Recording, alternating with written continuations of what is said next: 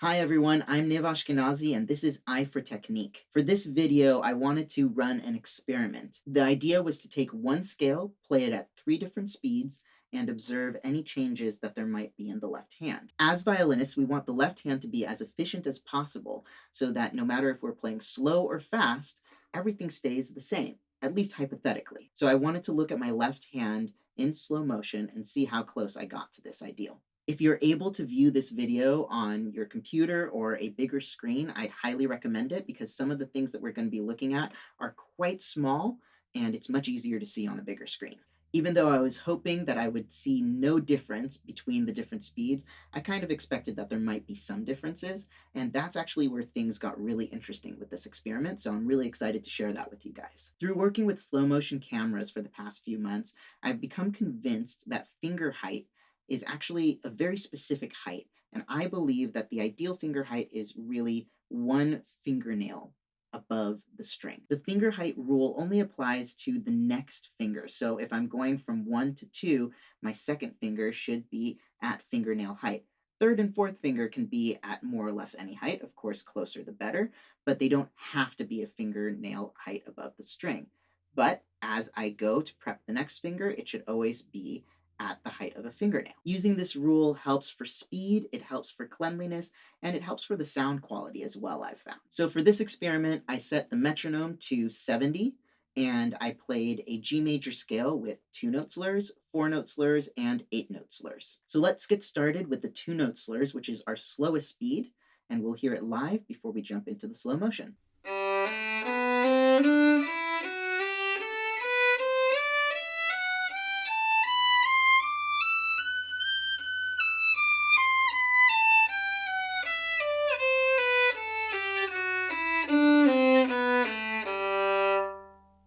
To analyze our slow motion clips, we're going to look at 3 sections of the scale, but the first section that we're going to look at is the beginning of the scale, and here we're looking at the finger height rule. We can see that in this slow tempo, I'm able to control the finger height so that each finger comes down and is hovering at exactly the height of a fingernail. The second section is at the very top of the scale. As you can see, the fingers barely move when I have to extend my pinky upwards for the last note. That's exactly what we want. We want all the fingers to stay in exactly the same spot with just a small extension upwards. Finally, we're going to look at how early I prep my fingers. In this section, we can see that my first finger doesn't start to move until well after the fourth finger is up and the third finger has been down. Only now does the first finger start to move.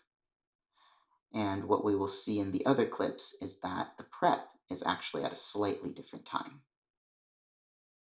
Now let's look at the middle speed, which is the 4-note slurs, and see what changes we see.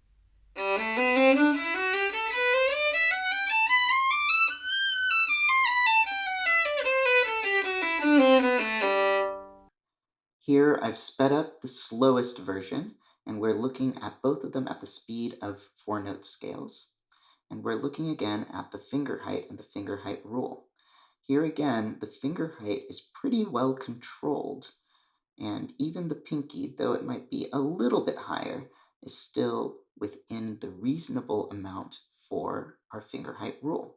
Now, as we look at the top of the scale, look at the second and third fingers. You can actually see them moving a little bit forward, which we didn't have in the slowest version. In this clip, we can see that the prep is beginning to be more efficient. So the fourth finger is already down, and now the third finger is being placed, and as it's being placed, the first finger begins to move. Remember, in the previous one, it was a lot later before the first finger started to move, as you can see.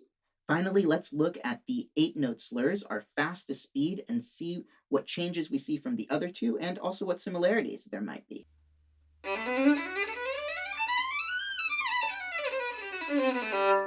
Now we're looking at the fastest speed, and we're still looking at finger height at the beginning.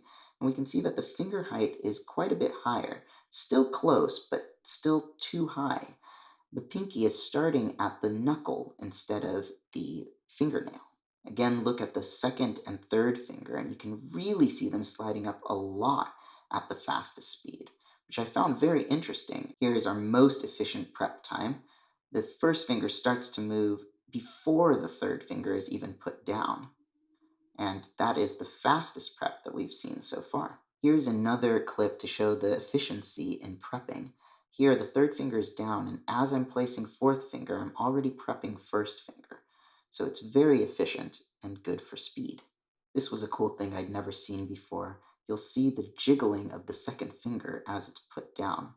The energy from the string actually makes it jiggle in time. So, from this experiment, I had several takeaways. One of them was in the slower speeds, I can definitely control my fingers and keep them exactly at the height that I want, which is fantastic. But in the faster speed, they start going a little bit higher.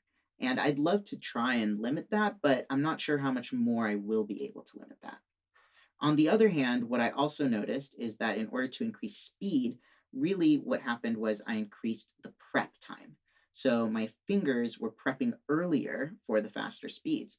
So what I'm kind of wondering, and we'll do in a separate video, is whether I can increase my speed by practicing in a slow speed, but prepping my fingers earlier so that when I get to the faster speed, I'm prepped faster and more cleanly than if I'm just trying to speed it up the normal way. So if you made it to the end of the video, please hit the like button and the subscribe button.